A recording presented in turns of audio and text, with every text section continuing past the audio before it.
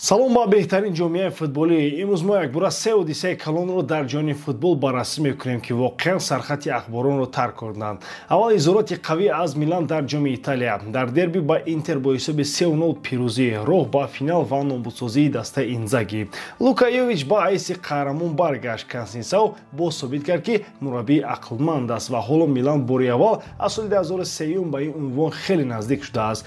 Баъд пирӯзии Реал бар Хетафе. Бале, ҳисоби кам 1-0, вале боз бо мушкилот. Ду бозингари осебдида Камавинга ва Ғалаба даста қисми охирини бозиро бо 10 нафар анҷом дод ва ин ҳама чанд рӯз қабл аз Эл Класико дар финали ҷоми Испания.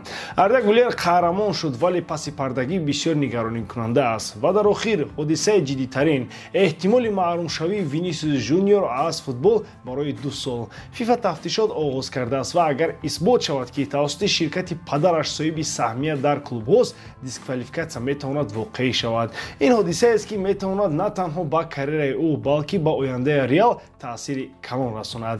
Ҳама ин бозиҳоро мо дирӯз якҷо тамошо кардем. Дар канали телеграми ман бозии зиндаро дар сифати аъло гузоштем. ҳамеша бехато ва береклама. Аммо муҳимаш мо фақат тамошо намекунем, мо ҳар лаҳзаро якҷоя муҳокима мекунем бо дигар обуначиён. албатта фазо мисли варзишгоҳ, эҳсосот, андешаҳо, баҳсҳо, таҳлил. Агар мехоҳӣ ҳамкадами рӯйдодҳо бошӣ, ҳамроҳ шав. ҳамаи бозии муҳим бо сифати аъло ва муҳокимаи зинда дар канали ман. Зеро футбол фақат дидан нест, футбол эҳсос кардан, баҳс кардан, таҳлил кардан аст ва бо ҳам будан. Ссилкаи телеграм канал дар описаниеи ин видео. аз шумо мисли ҳар вақта лайк ва дар канал обуна шудан аз мо бошад ҳар рӯз видеои нав баровардан. акнун дар ягон ҷо баҳс шунед, ки давомаш мошти мегузарад. Дербие, ки дар нимфинали ҷоми Италия баргузор шуд, ба як сенсатсия табдил ёфт. Милан бе ягон раҳм Интерро бо ҳисоби 3-0 мағлуб кард ва силсилаи бебохтияш дар дербиёро то 5 бозӣ идома дод. Дар дақиқаи 36 Йович бо зарбаи сар ҳисобро боз кард. Дар оғози қисми дуюм бошад, пас аз иҷрои зарбаи кунҷӣ ӯ дубл анҷом кард. Барои ӯ ин аввалин дубл аз моҳи январи соли 2024 аст. Ҳамагӣ дар 5 бозии охир ӯ 3 гол задааст. То ин давра дар мавсим ягон гол надошт. Футболозе, ки бисёриҳо аз ҷод бурда буданд, дар лаҳзаи лозимӣ табдил ба қартаи ғолиб барои Сержи Консенсау шуд. Интер комилан нотавон монд. хати дифоаш бо ҳар як стандарт вайрон мешуд. дар ҳамла бошад ҳеҷ идея набуд. дар дақиқаи 85 Тейни Рендерс ҳисобро ба 3-0 расон. ин бузургтарин пирӯзии Милан бар Интер аз соли 2001 ба ин су мебошад, вақте ки расонироҳо бо ҳисоби 6-0 ғалаба карда буданд. Милан ҳоло мунтазири рақиби финалӣ аст, он ғолиби ҷуфти Болония Эмполи мешавад. бозии аввал бо ҳисоби 3-0 ба фоидаи Болония анҷом ёфта буд. Финал 14 май дар Рим баргузор мешавад. барои Милан ин аввалин финали ҷоми Италия аз мавсими 2017-18 аст. охирин бор онҳо ин ҷомро дар соли 2003 ба даст оварда буданд. ин ҳамзамон финали дуюм барои Консенсау дар мавсим мебошад. дар моҳи январ ӯ Интерро дар финали суперҷоми Италия 3-2 мағлуб карда буд. ҳамин тавр Милан аз соли 2007-8 бори аввал дар ду финал дар як мавсим иштирок мекунад. дастаи Симони Инзаги бори аввал ду бозиро пайҳам мебозад. аввал дар чемпионат аз Болония, акнун дар ҷом аз Милан. аз нуқтаи поён барои орзуи требл аст. дигар онҳо наметавонанд ҳам лигаи чемпионҳоро бигиранд, ҳам чемпионат ва ҳам ҷомро. ҳоло танҳо ПСЖ ва Барселона дар муборизаи требл боқӣ мондаанд. то ин мавсим Милан ба Интер 6 бор пайҳам бохта буд, вале пас аз рафтани Пиоли ва омадани Консенсау ҳамаи чиз дигар шуд. аз 5 дербии мавсим 3 ғалаба барои Милан, 2-1 дар серия А, 3-2 дар суперҷом, 3-0 дар ҷом ва 2 мусовӣ 1-1 дар чемпионат ва ҷом. хулоса Милан на танҳо ба финал баромад, балки нишон дод, ки вазъият дар шаҳр дигар шудааст. Интер дар буҳрон, Милан дар болоравӣ. табадулоти воқеӣ дар Милан.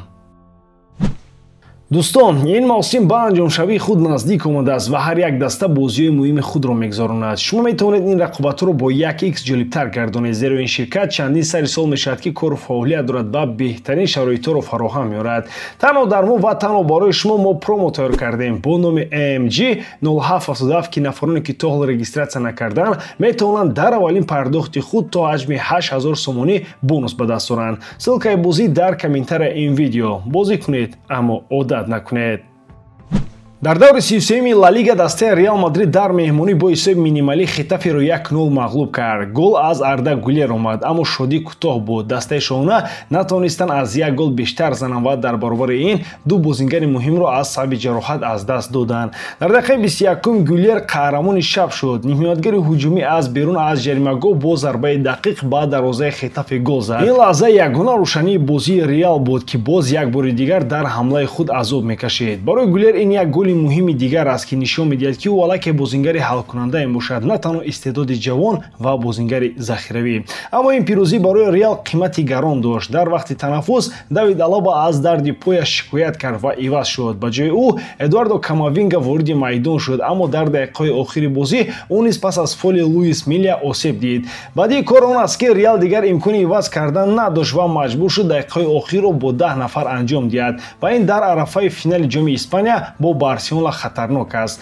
Дар ҳафтаҳои охир Реал дар дифоъ устувор аст, аммо ҳамла тамоман беранг менамояд. Аз 1 апрел ин ҷониб даста наметавонад бештар аз як гол занад. Дар 7 бозии охир фақат як бор зиёда аз як гол зада шудааст. Ғалаба бар Хетафе ба Реал имкон дод, ки тавофутро бо Барселона дар чорхол нигоҳ дорад. Дар дарби навбатӣ Барселона бо Валидолид бозӣ дорад, Реал бошад бо Селта рақобат мебандад. Аммо чашмҳо ҳама ба финали ҷом 26 апрел нигаронда шудааст. Дар ҳоли ҳозир вазифаи аввалин дараҷаи дастаи Анчелоти мубориза бо Барселона дар финали ҷоми Испания аст. Ин бозӣ метавонад на танҳо як унвон биёрад, балки рӯяи даста ва давраи боқимондаи мавсимро муайян созад. Вале дар сурати набудани Камавинга ва шояд Алаба муҳлати истироҳат ва умқи ҳаят боз зери шубҳа қарор мегирад. Реал пирӯз мешавад, аммо бо заҳмат ва ҳар як қадам ба пеш мисли аз ботлоқ гузашта, бо талафот, бо голи кам, бе креатив. Эл Класико наздик аст ва метавонад ҳамаи чизро дигар кунад. Футболбози дастаи Реал Мадрид Винисиус Ҷуниор дар маркази як тафтишоти ҷиддии ФИФА қарор дорад, ки метавонад боиси он гардад, ки ӯро барои то 2 сол аз бозии футбол манъ кунанд. Сабаби ин ҳолат шубҳа ба вайрон кардани қоидаҳои ахлоқии ФИФА мебошад, ки ба соҳиби клубҳои футболӣ будан алоқаманд аст. Рӯзи 7 апрел соли 2025 як ширкати бразилӣ бо номи Тиберис Холдинг ду Бразил ба кумитаи ахлоқии ФИФА шикояти расмӣ фиристодааст. Дар ин шикоят гуфта мешавад, ки Винисиус тавассути як ширкати дигар ба номи Ал Агенсименто Эспортиво, ки онро падараш ва ҳамзамон агенташ Тасило Соарес идора мекунанд, дар чанд клуби футболӣ саҳм доранд. Аз ҷумла номҳои Атлетик Клуб де Сау, Жоао дел Рей аз Бразилия ва Алверия аз Португалия оварда шудаанд. Бино ба қоидаи ахлоқии ФИФА бозингарони ҳозира ҳақ надоранд, ки мустақим ё ғайримустақим соҳиби клубҳои касбии футболӣ бошанд, то ки аз пайдо шудани манфиатҳои шахсӣ ва зиддиятҳо пешгирӣ шавад. Агар исбот шавад, ки Винисиус дар ҳақиқат чунин корро кардааст, ӯро метавонанд то 2 сол аз футбол дур кунанд. Илова бар ин, метавонанд ба ӯ ҷарима банданд ва маҷбур кунанд, ки саҳмияҳои худро дар клубҳои номбаршуда фурӯшад.